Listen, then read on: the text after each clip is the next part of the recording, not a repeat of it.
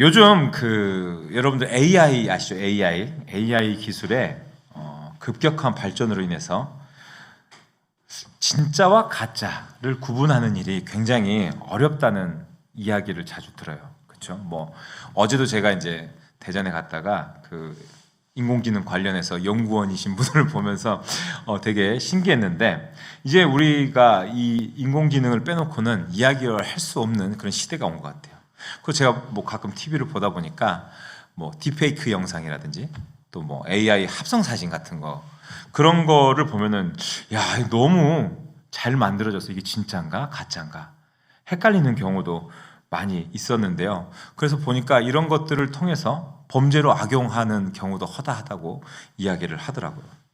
저는 요즘처럼 이런 이야기들처럼 근거 없이, 또 때로는 우리가 SNS 상에 가짜 뉴스, 뭐 허위 정보, 이런 것들이 정말 검증되지 않은 채로 돌아다니면서 그것을 진짜라고 믿는 분들을 보면서 야, 저런 이야기에 속나? 라는 생각을 했었거든요. 근데 생각보다 이게 너무 심각하게 많은 사람들이 이런 이야기, 이런 가짜 메시지를 접하고 혼란을 경험하면서 야, 이 시대에는 진짜와 가짜를 구분하는 것이 참 쉽지 않구나라는 생각을 하게 됐어요. 특별히 우리 어머니 같은 경우도 신앙의 연륜이 많고 또 그렇게 기도하고 하시지만 어떤 부분들에 대해서는 헷갈려 하시는 것을 보면서 야, 이 혼란한 시대, 혼탁한 시대에 사단이 정말 많은 것들을 가지고 우리를 넘어뜨리고 공격하는구나 라는 생각을 하게 됐습니다. 그런데 오늘날처럼 진짜와 가짜를 잘 구분하지 못하는 일이요, 옛날에 오늘 말씀을 보니까 예수님이 사셨던 시대에도 동일하게 있었다라는 것을 오늘 본문에서 볼 수가 있습니다. 뭐 2000년 전이니까 그 당시에는 어떤 한정된 정보 같은 것들이 어때요? 리더십들을 통해서만, 그들을 통해 공유되고 그것들이 조작되고 편집되어서 어떻습니까? 많은 사람들에게 거짓 메시지로 전해지고 또 사람들을 현혹하고 속였다라는 것들을 우리가 역사적으로 많이 알고 있는데요. 아마도 이러한 장면인 것 같습니다. 그래서 오늘 본문에는 어떻습니까? 리더십을 가진 종교 지도자들이 예수님의 그 참된 하나님의 아들이라는 그 정체성을 어떻게 해요? 제대로 받아들이지 못하게 하고 오히려 예수님을 거부하는 것을 볼 수가 있는데요. 한마디로 진짜와 가짜를 구분하지 못했다라는 거죠. 그래서 여러분, 과연 우리 삶에서 진짜 하나님을 만나는 것이 무엇인가? 진짜 신앙을 가지는 것이 무엇인가? 진짜 하나님을 만난다는 것, 뭐 이런 얘기 하면은 우리가 그런 생각해요. 초신자들이나 믿음이 이제 생긴 분들, 깊지 못한 사람들, 또 예수님에 대해 관심을 좀 가지고 교회에 나와보려고 하는 사람들은 진짜 믿는 게 있고 가짜 믿는 게 있어? 교회 나오면 다 하나님 믿는 거 아니야? 라고 그죠? 혼란스러워 할 수도 있는 내용인데요. 그래서 오늘은 참된 믿음, 진짜 신앙, 진리의 증거에 대해서 오늘 말씀을 통해서 나누는 그런 이야기들을 우리가 보면서 정말 우리가 하나님을 만나기 위한 진짜 신앙은 어떤 모습인지 함께 은혜를 나눠보도록 하겠습니다. 첫 번째로 진짜 신앙은 말이 아닌 행동으로 증거된다라는 것을 우리가 깨달아야겠습니다. 우리 한번 읽어볼까요? 시작. 진짜 신앙은 말이 아닌 행동으로 증거됩니다. 아멘. 네, 진짜 신앙은 말이 아닌 우리의 행동으로 증거된다라는 것입니다. 우리 10장 32절의 말씀을 쉬운 성경으로 같이 읽어보겠습니다. 같이 읽어볼까요? 시작. 그러나 예수님께서는 나는 너희에게 아버지에게서 선한 일을 많이 보여주었다. 너희는 도대체 이 중에서 어떤 일 때문에 나에게 돌을 던지려 하느냐. 네, 맞아요. 아멘. 예수님께서는 이 당시 지도자들에게 내가 아버지께로부터 많은 선한 일들을 너희에게 보여주었다. 하나님을 통한 그 사명들을 내가 친히 감당하면서 너희에게 그런 증거들을 나타냈다. 근데 무엇 때문에 그런 일들 봤으면서 너희는 왜 나를 공격하려고 하느냐라고 이야기를 하세요. 그러니까 예수님께서 선한 일을 보였다고 하십니다. 이 선한 일이 무엇을 얘기합니까? 우리 그렇죠, 맞아요. 그러니까 이 헬라어 원어로는 이게 칼로스라는 단어예요. 그러니까 선하다라는 의미가 단순히 도덕적 행위나 착한 일을 의미하는 것을 뛰어넘는 거예요. 그러니까 이 선함은 본질적으로 정말 하나님이 말하는 아름답고 완전하고 흠없이 귀한 완전하신 하나님 아버지와의 완벽한 그런 일치 가운데서 나오는 참된 선함이라는 거예요.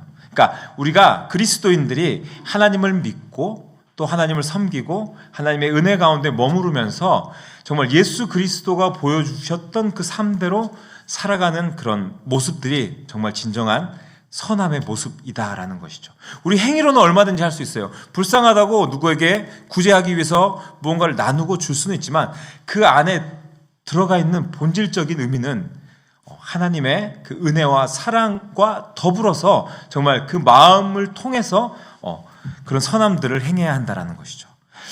네, 예수님께서는 자신의 존재와 사명을 사람들에게 설명할 때 어땠어요? 논쟁, 주장 이런 거 펼치지 않으시고 삶 속에서 정말 몸소 그 삶으로 실천적인 행동을 먼저 보이셨습니다. 예를 들면 우리 은채가 얘기했던 그죠, 좋은 일들, 그죠, 남을 도와주는 일들, 병자를 고치고 소외된 이들을 또 그들을 사랑하고 품고 정말 아버지의 뜻을 온전히 이루기 위한 그런 거룩한 행위로 그 증거를 나타내셨다라는 것입니다. 네, 그래서 예수님의 이 선한 일들은 결국 하나님이 누구신지 그리고 그 예수님 자신이 어떤 분이신지 명확히 보여주는 살아있는 증거였다라는 것입니다. 네, 이런 맥락에서 오늘 우리가 가져야 할 신앙 역시도 어때야 하냐면요, 말이나 또 우리의 지식이나 우리의 외적 형식에만 머무는 그런 신앙이 아니어야 합니다. 우리의 일상과 우리의 삶의 자리에서 정말 아름답고 선한 행위로 그것이 드러나야 한다는 것이죠. 그래서 존 파이퍼 목사님이 이런 얘기를 하셨어요. 복음은 단순히 우리의 입술로 예수님 믿으라고 전하는 그런 것이 아니라 우리들의 모든 실천 그리고 모든 선택, 그것을 살아내는 실천, 그리고 그걸 통한 사랑의 행위, 그 모든 것 가운데 드러나야지 진짜 능력이 있고 세상에 감동을 주는 것이 이게 진정한 복음의 모습이다라고 이야기를 하셨어요. 네, 맞습니다. 맞아요. 그런 의미에서 교회로 모인 우리 공동체, 우리 성도님들은, 우리 모두는요, 이론적인 어떤 신앙의 편안한 안전지대에 머무르지 않고 어쩌면은 저 전투화도 같은 세상에 나아가서 예수님이 하셨던 것처럼 삶에서 드러나는 어떤 우리의 작은 모습이라도 정말 주님의 마음을 품고 작은 선행들, 타인을 진심으로 사랑하고 또 긍휼히 여기고 그들을 위해 기도하고 마음 다해서 정말 삶에 지친 어려운 사람들을 위한 어떤 섬김과 봉사로 복음을 우리의 삶 속에서 드러내는 진짜 살아있는 복음의 증거자로서 그렇게 살아가야 할 것입니다. 우리가 역사적으로 보면요, 1세기 초에 로마 제국 아래에서 초기 기독교인들이 굉장히 큰 탄압과 박해를 받았던 것을 알 수가 있어요. 예를 들어서 AD 64년에 로마의 대화재가 났어요. 네로가 어떻게 했습니까? 이 모든 어떤 그 당시 정치적으로 본인에게 정말 어려울 수 있는 이런 상황들을 타개해 나가기 위해서 기독교인들이 로마에 불을 질렀다라고 헛소문을 퍼뜨립니다. 그 결과 어떻게 돼요? 정말 많은 기독교인들이 잡혀와서 화형을 당하고 막 죽임을 당하는 일들이 너무너무 많이 생겨났어요. 정말 잔인하게 죽음을 당했어요. 이뿐이 아니라 그 뒤로 이어지는 계속되는 황제들 있죠. 도미티안, 아니면 트라얀, 하드리안, 이렇게 황제들이 계속 이어가면서 기독교를 계속해서 탄압하는 것을 볼 수 있습니다.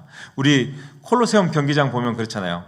사자들의 먹잇감으로 산채로 사람들을 던져주는 일들, 정말 신앙을 가지고 있다는 이유로 핍박당하고 개죽음을 당했던 게 그 당시의 현실이었어요. 근데 여러분, 죽음이 직면한 그런 상황에서도 믿는 사람들, 이 그리스도인들은 어떻게 살았는지 아십니까? 자신들의 처지를 돌아보는 것보다는 자신들보다 더 아픈 사람들, 어려운 사람들, 가난한 이웃을 돌보는 일에 자신들의 그 선한 일에 헌신을 했다라는 것이에요. 역사 기록에 따르면요, 2세기, 3세기를 넘어가는 그 시간들에 대유행이 펴졌어요. 역병들이 천연두, 홍역부터 해서 많은 병들이 그 당시에 퍼져나가면서 굉장히 많은 인구들이 죽어나갔습니다. 그래서 그 당시에 병에 걸리면은 가족도 버리는 거예요. 이 사람 때문에 모든 가족이 죽을 수 있기 때문에 한 가족 중에 구성원의 한 사람이, 예를 들어서 우리 저 하준이가 아프다 그러면 이불에 말아가지고 성 외곽에 마을에다 버려버리는 거예요. 산채로. 너무 잔인하죠. 왜냐하면 어쩔 수 없는 거예요. 가족 모두가 죽을 수 있기 때문에 그냥 안타깝지만 모두를 살리기 위해서 그 한 사람을 내다 버리는 그런 시절이었어요. 그런데 기독교인들은요, 종교적인 차별 없이 아픈 사람들을 간호하면서 큰 희생을 감수합니다. 그 아픈 사람들, 그냥 죽어가는 사람들 내버려 두지 않고 기독교인들이 데려다가 먹이고 입히고 극진히 간호하고, 본인이 그 병에 옮아서 죽을 수도 있지만 그걸 각오하고 그 사람들을 돌보는 일을 했어요. 그래서 기독교 공동체는 정말 하나님의 사랑에 따라서 그런 위급한 환자들을 돌보고 포기하지 않고 정말 많은 생명들을 구해낼 수가 있었어요. 그래서 이런 헌신적인 돌봄을 통해서 그 사회 가운데에 큰 감동을 주었어요. 그러다 보니까 정말 많은 사람들이 이러한 그리스도인들의 믿음을 진심으로 존경하고 정말 대단하다라고 여기면서 교회로 들어오는, 정말 복음이 확장되고 전도가 되는 큰 계기가 되었습니다. 제가 조사하다 보니까 3세기 문헌에 이렇게 기록되어 있는 것을 발견했는데 제가 읽어드릴게요. 그리스도인들은 자신들이 건강할 때에도 병든 자의 곁을 떠나지 않았으며 복음의 사랑으로 겁내지 않고 위험을 감수하고 서로를 돌보았습니다. 그들은 치유와 생명의 희망을 전하며 병이 옮겨 자신에게 미치더라도 기꺼이 고난을 받는 충성심을 보였습니다. 네. 제가 방금 읽은 이 글의 원문은요, 키프리아누스라는 당시 북아프리카 그 카르타고교의 그 주교가 이렇게 믿는 자신들의 다른 주교들과 보낸 편지들에 근거했던 내용들인데요. 내용이 어때요? 정말 자신의 몸을 아끼지 않고 형제들을 돌보는 사랑이 얼마나 헌신적이었는가를 우리가 생생히 이해가 되지 않습니까? 우리는 이러한 역사적인 사건들을 보면서 때로는 지금보다 더 신앙인으로 살기 어려운 시대에도 그리스도인들은 그 박해와 어려움을 뚫고 이웃사랑과 선행을 실천한 사실을 우리가 기억해야 하겠습니다. 그렇다면 우리 어떻게 살아야 하겠습니까? 우리 어떻게 살아야 할까요? 하윤아, 어떻게 살아야 할까요? 정신없지 뭐. 그래 뭐 잘 살아야 되겠지. 그러니까 오늘날 우리가 그저 좀 믿음이 생기고 나면 입술로만 떠듭니다. 근데 그게 아니라 행동으로 복음의 진실함을 증거해야 되지 않겠습니까, 여러분? 진실함을 기반으로 헌신하고 우리가 조금 힘들더라도 손해보고 수고해야 이게 진짜 신앙이라는 것입니다. 나는 손해 안 보려고 하고, 나는 어려움 당하지 않으려고 하고, 무조건 나는 이익 봐야 하고, 이러면은 믿는 사람이 아니라는 거예요. 진짜 복음을 증거하는 삶이 아니라는 거예요. 정말 믿는 사람들은 내 어려움을 감수하고서라도 내 이웃에게 정말 예수님이 살았던 그 삶의 모습들로 실천해 나가야 한다라는 것입니다. 여러분 어떠십니까? 내가 가지고 있는 신앙이 진짜 신앙이라고 할 만큼 여러분들 삶에서 신앙의 향기가 풍겨나고 있습니까? 하연이 풍겨나고 있습니까? 알았어. 그래. 믿습니다. 네. 우리의 손해와 불편함을 감수하고서라도 진짜 신앙의 풍모가 우리의 삶 가운데 드러나야 합니다. 네, 여러분, 이 일은요, 근데 말은 제가 이렇게 하지만 살아보니까 쉬운 일은 아닌 것 같아요. 그렇죠? 쉬운 일 아닙니다. 근데 또 좀 더 깊이 생각해 보면은 우리가 할 수 없지만은 않아요. 그렇죠? 왜냐하면 예수 그리스도로 인해서 어떻습니까? 우리의 인격과 성품이 정말 새롭게 형성되면은 우리는 진짜 신앙의 수고와 헌신을 실천할 수 있게 되는 것입니다. 내 모습을 한번 되돌아 보십시오. 옛날에는 내가 이랬는데 내가 예수님 믿고 예수님 알게 되고 내 삶이 변했다라면은 우리 인간의 힘으로는 우리의 인격과 성품이 새롭게 만들어지지 않아요. 오직 예수님을 믿음으로써 우리는 그렇게 변화될 수 있고 정말 진짜 신앙의 모습이 그 안에서 드러날 수 있다라는 겁니다. 네, 여러분 이 시간 간절히 바라는 것은 저는 우리 모두가 하나님의 자녀로 또 그리스도인으로 세상 가운데 진짜 신앙을 좀 드러내서 진짜 보는 사람마다 야, 하나님의 사랑이 있다라면은 저 사람 같구나.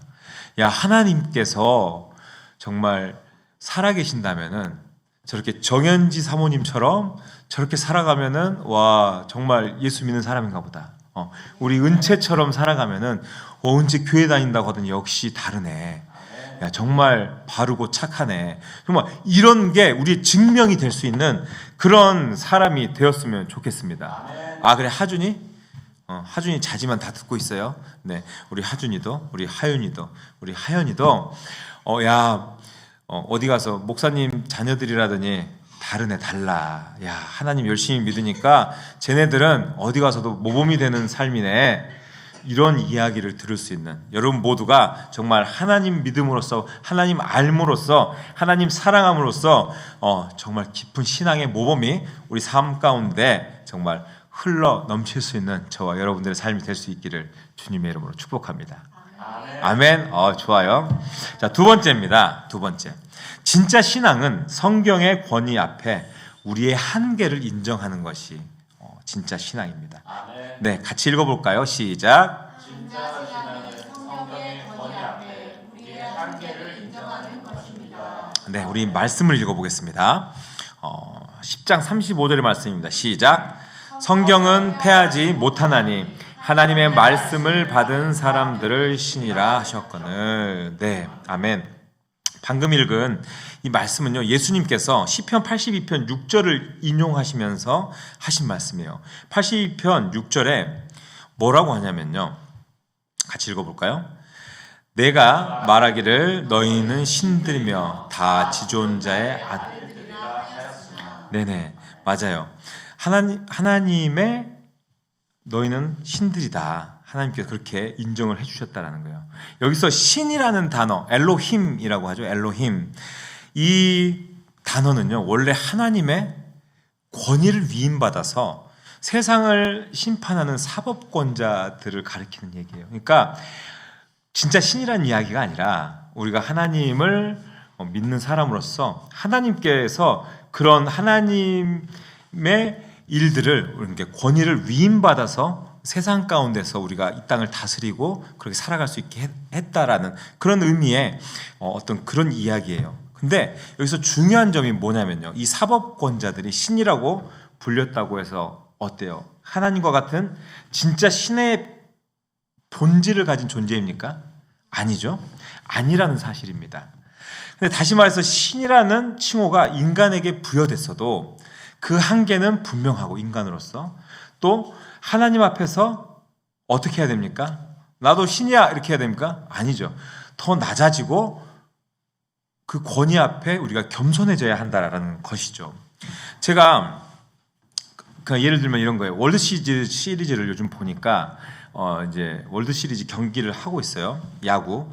근데 오타니 선수라고 알죠, 여러분? 네. 야구는 몰라도 오타니는 알 거예요. 오타니가 나와서 어떻게 해요? 투수를 하면서 삼진을 잡아내면서 타자로 나와서 홈런을 막 두세 개씩 치는 걸 봤어요. 그래서 아나운서들이 그래요. 야, 오타니는 야구의 신입니다. 그죠? 야구의 신입니다. 근데 이 말에 아무도 반박하지 않아요. 그잖아요. 여러분 생각해 보십시오. 오타니가 야구의 신이라고 불리는데 진짜 신인가요? 아니잖아요. 그러니까 마찬가지예요. 우리는 그리고 많은 신앙인들은 이런 점을 관가하고 내가 하나님의 진실한 믿음의 사람이라고 여기면서 자신이 때로는 정의의 심판자처럼 행동할 때가 있어요. 예수님의 말씀, 하나님의 말씀이라고 하면서 그것을 우리는 어떤 사람입니까? 존재론적 죄인 아닙니까? 죄인인 자신이 막 남을 정죄하고 판단하고 때로는 마녀 사냥하듯이 이야기를 하게 됩니다. 우리가 실제로 신앙생활하면서 또 그렇게 만나는 교회 공동체 안에서 성경의 권위를 강조해요. 그리고 대단히 존중합니다. 즉 존재론적 죄인인 스스로의 위치와 한계를 분명히 인식해야 한다는 것입니다. 우리가 공동체 안에서 포지션이 뭐 교회 지도자이든 평신도든 모든 신자는 본질적으로 어떻습니까? 하나님께 순종해야 하는 종놈밖에 안 된다라는 것이죠. 그 사실을 우리가 자각을 해야 되는 것입니다. 많은 권위를 우리에게 위임해 주셨어도 우리는 존재론적 죄인이고 하나님의 말씀에 순종해야 되는 종놈이다라는 것이죠. 근데 다시 생각해 보십시오. 우리는 어떻습니까? 우리가 때로는 공동체 안에서 믿음이 좋다라는 이유로, 또 내가 신앙생활을 50년 했어, 뭐 40년 했어, 신앙생활을 오래 했다라는 이유로, 내가 이 드림교회 생길 때부터 있었어, 니네 기저귀 찰 때부터 내가 이 교회 다녔어, 내가 저 목사님 태어나지도 않을 때부터 내가 이 교회에 있었던 사람이야, 그러면서 어때요? 나는 이곳의 종이 아니라 내가 이곳에서 지분이 좀 있는 사람이야, 내가 좀 주인이야 라고 진짜 주인 행세를 합니다. 그런 사람들 정말 많이 있습니다. 하나님의 우리의 주인 되심을 망각하고 내가 이 교회의 주인이라고 생각하고 살아가고 있다는 것이죠. 아니 어쩔 때는 그래요, 되게 겸손한 척 하시는 분들도 있어요. 그렇지만 내가 그래도 하나님 오른팔 정도는 되지 않냐, 이 교회에서 뭐 한 서열 2, 3위는 되지 않냐, 이렇게 생각하시는 분들이 있다라는 거예요. 그래서 여기 자리에 어디 앉잖아요, 교회 처음 오시는 분들이. 그럼 오셔가지고 여긴 내 자리야, 나와 이렇게 하신다라는 거예요. 고인물들, 오래되신 분들 그렇게 하시는 분들이 있어요. 근데 우리는 무엇입니까? 우리 아무것도 아니에요. 우리는 아무것도 아닙니다. 우리는 그저 하나님의 맡겨진 일들을 감당하고 충성해야 하는, 진짜 너 죽어! 그러면은 죽어야 하는 그런 하나님의 종들이라는 것이죠. 그렇기 때문에 우리는 종이라는 자격을 잊지 않기 위해서 어떻게 살아야 하겠습니까? 우리는 주어진 그 말씀 앞에서, 즉 성경을 통해서 그 성경의 권위와 하나님의 그 주권 앞에서 늘 우리가 교만해지지 않기 위해서 부단히 우리의 삶을 애쓰고 살아야 한다라는 것이죠. 초대교회 성부였던 성 어거스틴이라고 하죠. 어거스틴에게 어느 날 한 제자가 찾아와서 질문을 했대요. 뭐라고 질문하냐면, 어거스틴이요, 기독교의 제일 되는 덕이 무엇입니까? 라고 물었대요. 그러자 어거스틴이 겸손입니다 라고 이야기를 했대요. 그러자 두 번째로 질문을 합니다. 두 번째로 그럼 큰 덕이 무엇입니까? 라고 했더니 또 대답해요, 어거스틴이. 겸손입니다. 그럼 세 번째는 무엇입니까? 라고 했더니 어거스틴이 또 겸손입니다 라고 대답을 했어요. 그러니까 여러분들 잘 생각해 보시면요, 이 겸손이라는 것이 정말 중요한 거예요. 왜냐하면 신이신 예수님께서도 자신을 정말 철저히 낮추고 겸손하게 우리에게 본을 보이셨다라는 것을 알 수가 있단 말입니다. 요한복음 5장 19절에 보면요, 이렇게 말씀하십니다. 같이 읽어볼까요? 시작. 그러나 예수님께서 말씀하셨습니다. 내가 너희에게 진리를, 아들은 어느 것 하나도 혼자서 할 수 없다. 아들은 다만 그것을 할 수 있을, 그것은 아버지께서 무엇을 행하시든지 아들도. 아멘. 네, 맞습니다. 그러니까 보시면요, 다시 말해서 나는 아무것도 아니다. 예수님께서 그러세요. 신이신 예수님께서 나는 아무것도 아니다. 아버지께서 일하시기 위하여 나 자신을 아버지께 바쳤으니 나는 아무것도 아니고 오직 하나님만이 전부이시다라고 고백하는 것을 볼 수가 있다라는 것이죠. 예수님께서는 무엇이든 할 수 있는 분입니다. 그렇잖아요. 능력이 없는 분이 아닙니다. 자신의 의지와 능력을 내려놓고, 그런데 절대적으로 하나님의 뜻에 순종을 하셨다라는 것이죠. 제자들의 발을 씻기시던 장면에서도 어때요? 그 더러운 발을 가장 낮은 자로서 섬기는 종의 자리에 스스로 섰다라는 것이죠. 여러분, 신이었던 예수님도 이렇게 종으로 낮아지기 위해 애를 쓰셨는데 우리는 어떻습니까? 우리 본전 생각 많이 합니다. 교회에서 어떻게 나를 이렇게 대우를 해? 그러면 안 되지. 내가 한 헌금이 얼만데, 야, 어떻게 나한테 이럴 수 있어? 나보고 이딴 일이나 하라고? 이런 이야기 합니다. 야, 난 너무 서운하다. 목사님한테 너무 서운하다. 와, 나 교회에서 이런 대우 받으니 나 너무 서럽다. 야, 어떻게 나만 이렇게 따돌릴 수 있냐? 정말 쓸데없는 이야기를 합니다. 정말 많은 이야기들이 나오는데요. 그런데 그런 식으로 따지면은 어쩌면 예수님이 제일 서운하시지 않겠습니까? 그렇잖아요. 내가 왜 니들 같은 것 때문에 죽어야 해? 하면 우리는 할 말이 없는 사람들이에요. 그렇지 않습니까? 근데 여러분, 진짜 신앙은요, 자신이 아무것도 아님을 인정하고 정말 하나님이 맡기신 위치에서 자신의 공로, 또 나의 높음, 이런 것들을 다 내려놓은 데서 출발을 하는 것입니다.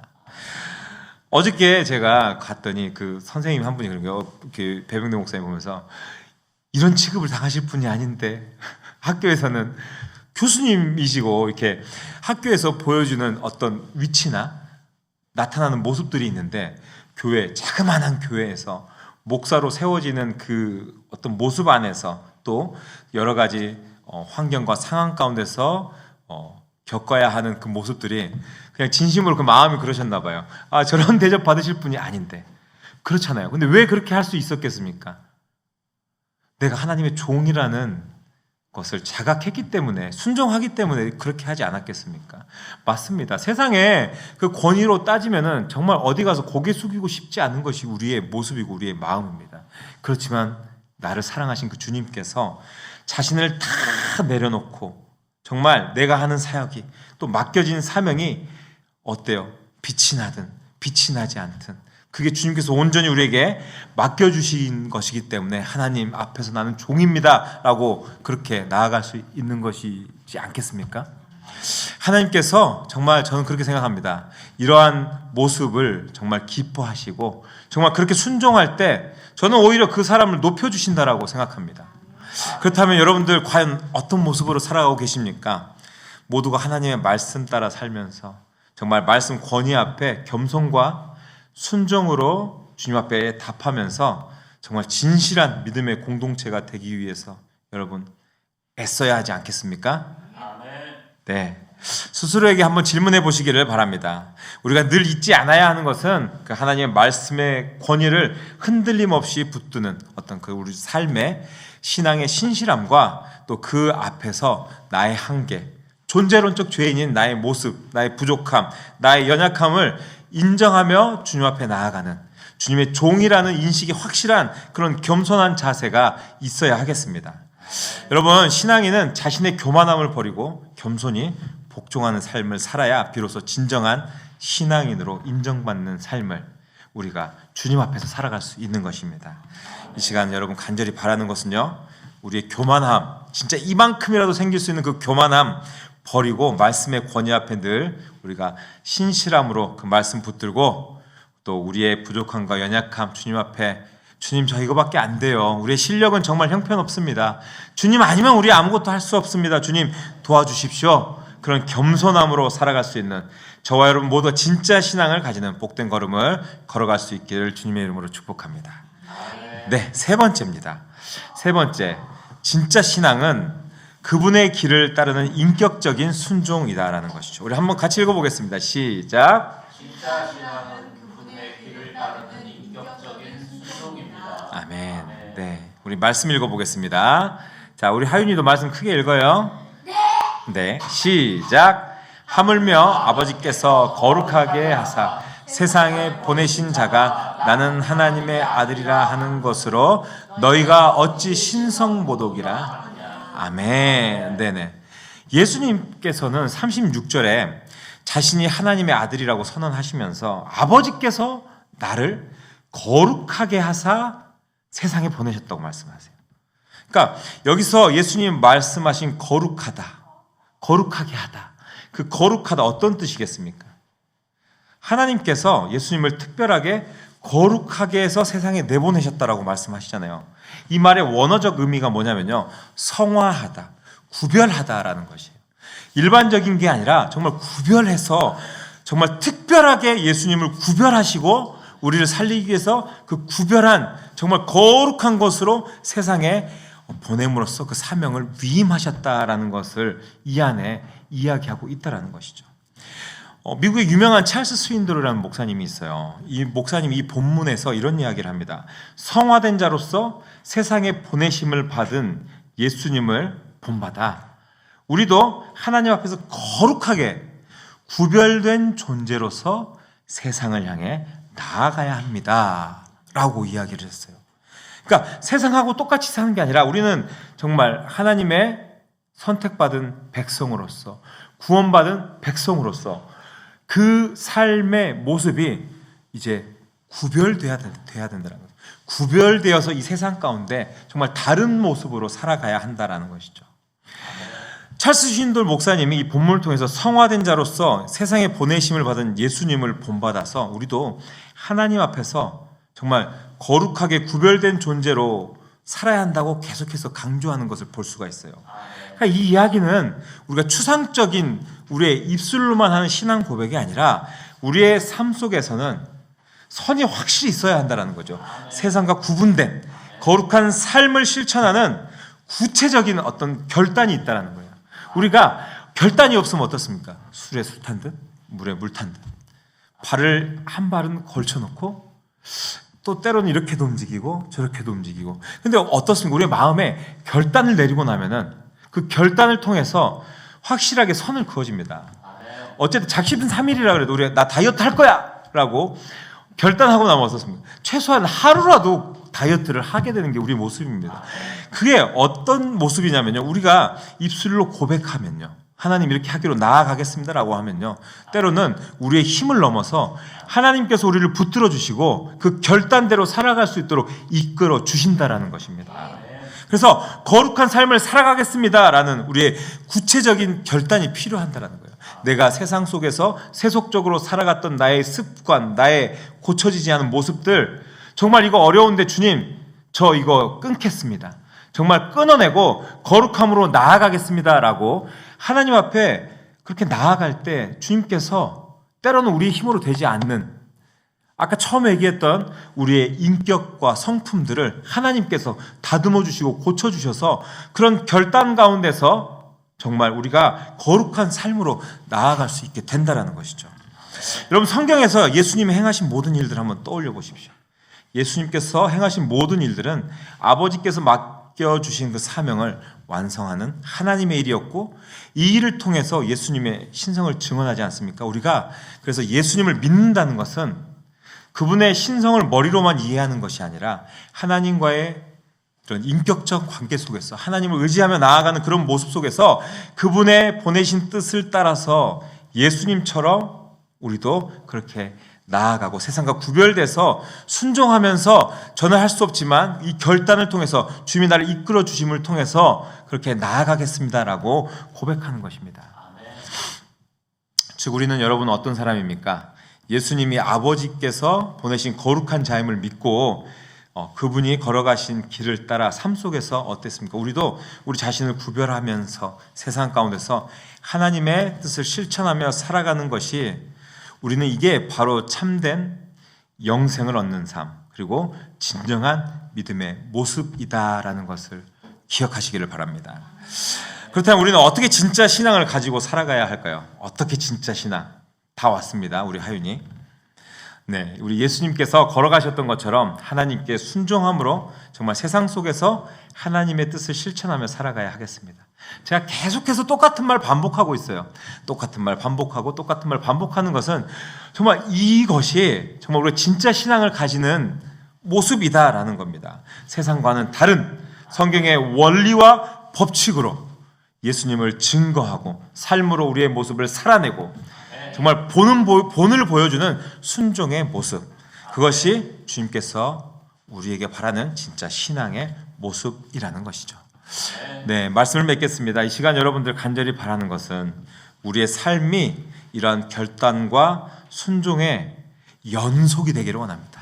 우리 연약해서 작심삼일처럼 오늘 결단하고 내일 무너집니다. 그렇지만 거기서 좌절하는 것이 아니라 또 그 무너짐의 자리에서 주님의 이끌어 주심에 힘입어서 다시 일어나서 주님, 저는 연약합니다. 오늘 하루 힘들어합니다. 그렇지만 주님 의지하고 붙들고 나아가오니 주님 나를 이끌어 주시옵소서. 내가 다시 한번 결단하고 주님 앞에 순종하고 나아갑니다.